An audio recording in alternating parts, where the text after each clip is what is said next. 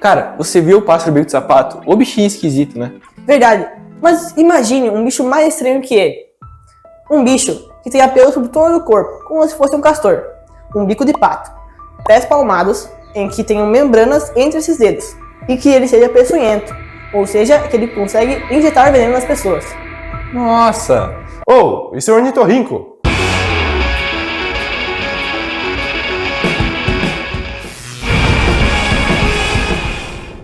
Fala, gurizada, beleza? Eu me chamo Bruno. Fala, pesado, tudo bom com vocês? Eu me chamo Vitor. E aí pessoal, tudo bem? Meu nome é Theo. Esse aqui vai ser o membro mais recorrente do canal, então já vão se habituando com a carinha dele. Mas o vídeo não é sobre esse animal, e sim sobre o animal mais legal do mundo. E hoje nós vamos falar sobre um dos animais símbolos da Austrália, onde ele aparece até mesmo no dólar australiano. Ele, o implacável ornitorrinco. O nome científico dos ornitorrincos é Ornitorhynchus anaticus, isso é, com um bico de ave, semelhante a um pato. Ele é da ordem dos monotremados. Mas você sabe o que é isso? Todos os mamíferos hoje em dia derivam de pequenos animais muito parecidos com ratos, com aquela cara de musaraña, como diz o Pirula. Isso vai dos maiores elefantes até os menores gatos. Os mamíferos são divididos em 3 tipos. Os placentários, que são aqueles que possuem placenta e têm um parto completo. Isso inclui nós seres humanos. Os marsupiais, que têm um parto prematuro, e o marsúpio, que é a bolsa onde os filhotes ficam, fazem parte desse grupo, os cangurus e os koalas. E por fim, mas não menos importantes, os monotremados, onde estão os queridinhos ornitorrincos que dão a luz através de ovos, sendo assim os diferentes, ou os mais normais. Fica aí que a gente vai explicar tudo direitinho. A história evolutiva dos monotremados é bem misteriosa, poucos registros fósseis, mas vamos tentar explicar da forma mais clara possível. Tanto os ornitorrincos quanto as equidnas, os únicos representantes vivos dos monotremados atualmente, tinham um ancestral em comum, e os cientistas ficavam se perguntando qual dos dois animais mais se parecia com o ancestral. Mas graças à descoberta de um fragmento da mandíbula de Steropodon, se percebe uma semelhança maior com os ornitorrincos atuais, onde, eventualmente, uma de suas linhagens evoluiu para os paquiglossídeos, a família das equidnas. Steropodon viveu no Cretáceo há 145 milhões de anos atrás e tinha de 40 a 50 centímetros de comprimento, sendo considerado o primeiro monotremado. Bom, hoje em dia só existem ornitorrincos lá na Austrália, mas se tu falasse que eles provavelmente se originaram aqui na América do Sul, você acreditaria? O monotrematon sul-americano é o membro mais antigo da família Ornitorrynchidae, com apenas poucos dentes encontrados em 1995, em Punta Peligro, Patagônia, Argentina. Até o momento desse vídeo, o primeiro ornitorrinquídeo encontrado fora da Austrália. Ele viveu no Paleoceno há 61 milhões de anos atrás. Tá, mas se eles se originaram aqui na América do Sul, significa que eles foram nadando até a Austrália? Não é bem assim, Vitor. Houve um tempo que a América do Sul e a Oceania estiveram conectadas por meio da Antártica. E provavelmente os monotrematons foram espalhando e diversificando até chegarem à Austrália. Provavelmente existem muitos fósseis de animais na Antártica, pois ela serviu como uma ponte que conectava dois continentes, tornando-a um santuário de biodiversidade. Mas hoje é inviável fazer qualquer tipo de expedição por causa das camadas de gelo que a cobrem. Hoje em dia os ornitorrincos não passam de 35 centímetros de comprimento, mas há 23 milhões de anos atrás as coisas eram bem diferentes. O Bidurodon é um gênero de Ornitorrynchidae com 3 espécies, todas com cerca de 1 metro de comprimento. Temos muito mais conhecimento sobre eles, pois já encontramos um crânio quase completo de uma de suas espécies, sendo que eles já eram bem parecidos com os ornitorrincos atuais, mas com uma diferença. A única diferença, além do tamanho, é que os adultos dessa espécie mantinham os dentes molares, enquanto os ornitorrinquídeos atuais perdem essa característica na fase adulta. Mas como foi o primeiro encontro entre os ornitorrincos e os seres humanos? Em 1789, John Hunter, um naturalista escocês que estava vagando pela Austrália, avista um pequeno animal nadando em um riacho. Surpreso pela aparência do animal, ele o abateu. Claro, né? Seres humanos. E assim, mandou sua carcaça para que cientistas ingleses pudessem estudá-la. Lá em Londres, acreditaram que era uma criatura feita por alguém e procuraram qualquer tipo de costura ou cola, mas nada encontraram. Então assim, inicia o primeiro contato do humano com os ornitorrincos, ou pelo menos o primeiro contato dos ingleses com o animal.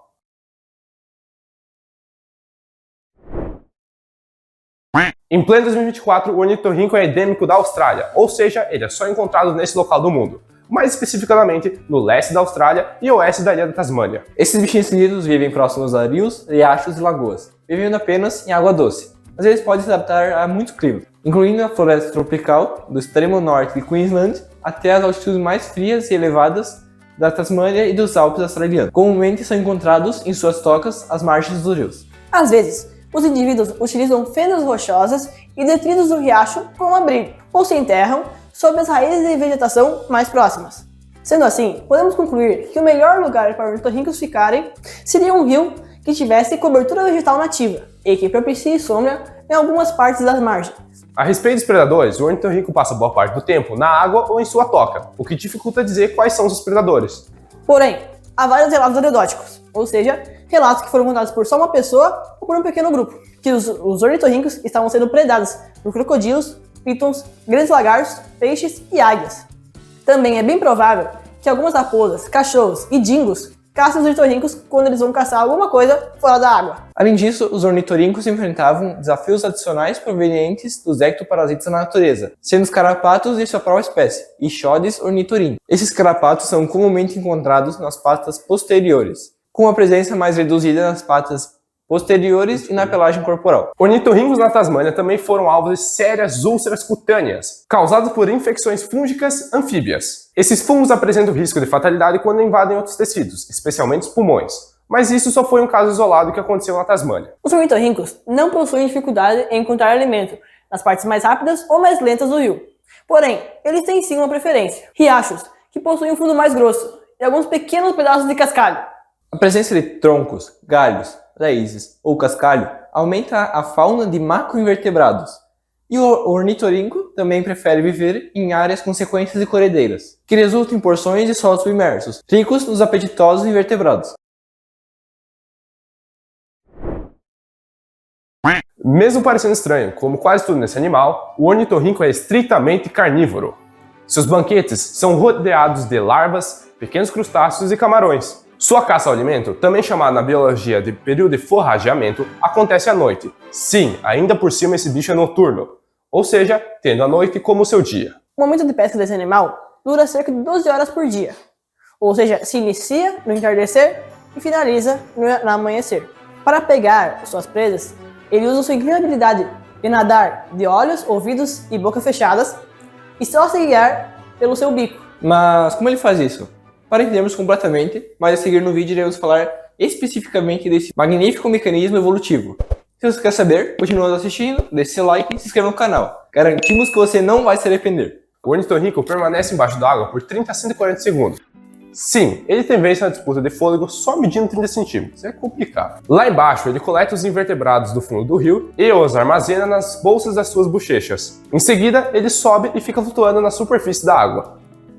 Junto com os girinos e apetitosos invertebrados, como camarões e besouros, os ornitorrincos também comem pedras e utilizam as pedras para mastigar os alimentos e enviá-los até o esôfago. E não tem estômago, ô bichinho esquisito. Ah, e as pedras vão junto, tá? Mas não vão pensando que eles comem toneladas, eles só comem pequenos fragmentos de rocha. Além do forjamento submerso, os ornitorrincos são capazes de caçar na superfície, pegando cigarras e mariposas. Em cativeiro, eles costumam ser alimentados com lagostins de água doce. Por mais estranho que pareça, a reprodução é a parte menos esquisita desse animal. Os ornitorrincos são um tanto quanto antissociais, preferindo ter uma vida mais reservada, encontrando-se mais nas épocas de acasalamento, onde ocorrem entre os meses de agosto e outubro. Estudos apontam que o período de acasalamento se inicia antes no norte da Austrália, em Queensland, e mais posteriormente ao sul, na ilha da Tasmânia. Tanto o macho quanto a fêmea tornam-se sexualmente maduros a partir do segundo ano de vida, mas algumas fêmeas só se acasalam no quarto ano para mais. O período fértil aumenta a disputa pela fêmea entre os machos, causando verdadeiras brigas que os fazem utilizar o seu veneno. Sim, mais uma esquisitice. Os ornitorrincos são venenosos, mais especificamente peçonhentos, ou seja, utilizam algum mecanismo para expelir o veneno. Mecanismo esse presente atrás dos seus tornozelos, que começa a produzir mais toxina na época de acasalamento. Quando ficam interessados por uma fêmea, adotam comportamentos mais invasivos, que podem incluir agarrar o rabo da fêmea com o bico. Os ornitorrincos se assemelham muito com aves, tendo uma cloaca, uma cavidade, onde se abrem o canal intestinal, o aparelho urinário e o aparelho genital.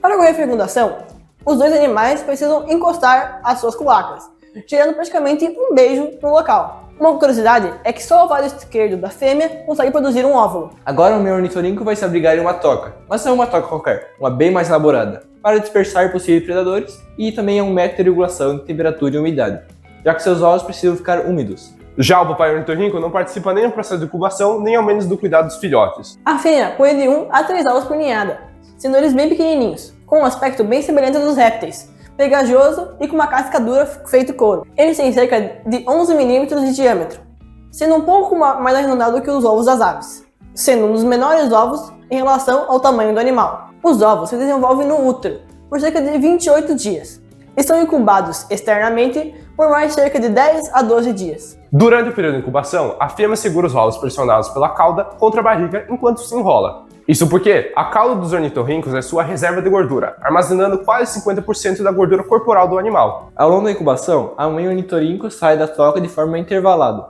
mas muito desse aspecto da vida do animal é desconhecido.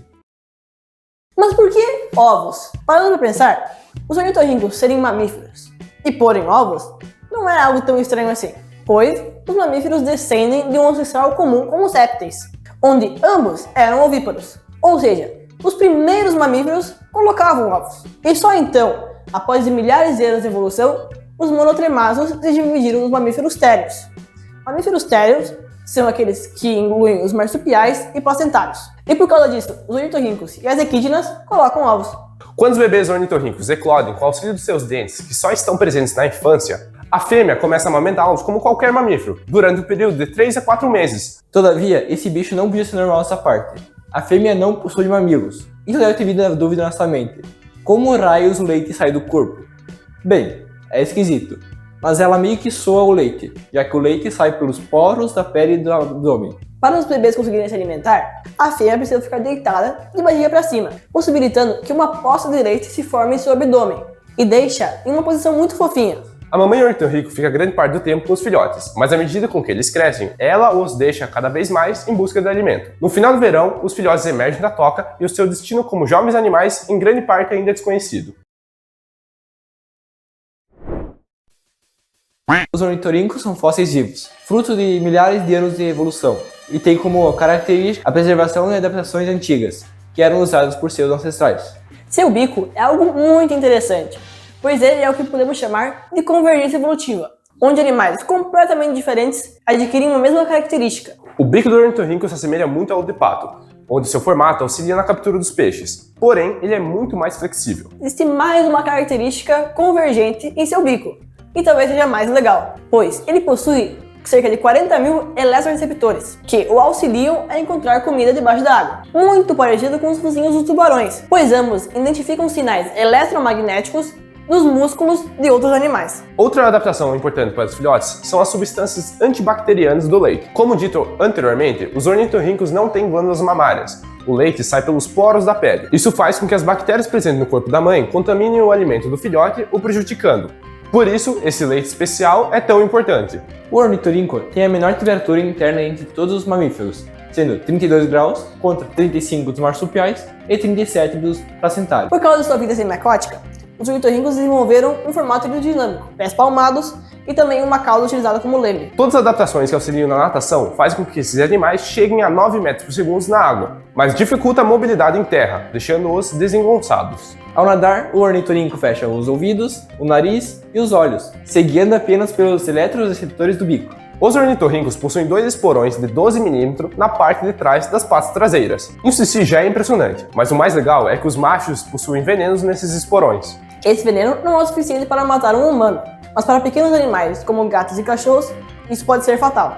Mas os humanos não saem completamente ilesos, pois a ferroada causa inchaço e desenvolve rapidamente ao redor da ferida, e se espalha gradualmente por todo o membro afetado.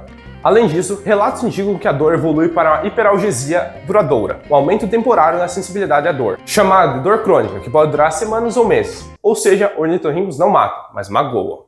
Foi observado em espécimes preservadas em museu que o dorso do ornitorrinco pode brilhar no escuro, no caso, a luz UV. Isso deve ser utilizado pelos próprios ornitorrincos para identificar outros ornitorrincos durante a calada da noite no meio das caçadas. Por incrível que pareça, os ornitorrincos não apresentam um grau de extinção muito alto. Porém, acidentes com redes de pesca, destruição gradativa do seu habitat e alguns caçadores de peles ilegais podem mudar essa estatística. Já houveram doenças que preocupam os cientistas, mas como dito anteriormente, aconteceram em locais isolados. Ou seja, a maior ameaça para os ornitorrincos somos nós, os seres humanos. Alguns zoológicos possuem esses bichinhos, mas são bem poucos, já que os ornitorrincos não se adaptam bem em cativeiro. Quase todos os zoológicos que têm esse animal estão na Austrália, como o Parque de Vida Selvagem de David Flea, Gold Coast, em Queensland, e o Zoológico de Taronga, Sydney e Nova Gales do Sul. Com exceção do zoológico de San Diego, Califórnia, sendo o único zoológico fora da Austrália a cuidar do animal mais legal do mundo. Muitíssimo obrigado a você que chegou até aqui. Esse foi um dos vídeos mais elaborados do canal, então se você curtiu, deixa o like aí embaixo. E também não se esqueça de clicar no botão se inscrever, já que estamos com a meta de 500 inscritos até a metade do ano. Então nos ajuda aí. Também compartilhe com aquele seu amigo que gosta muito de ornitorrincos. E lembre-se, Conhecimento é sempre positivo. Tchau! Ele, o implacável. Ar...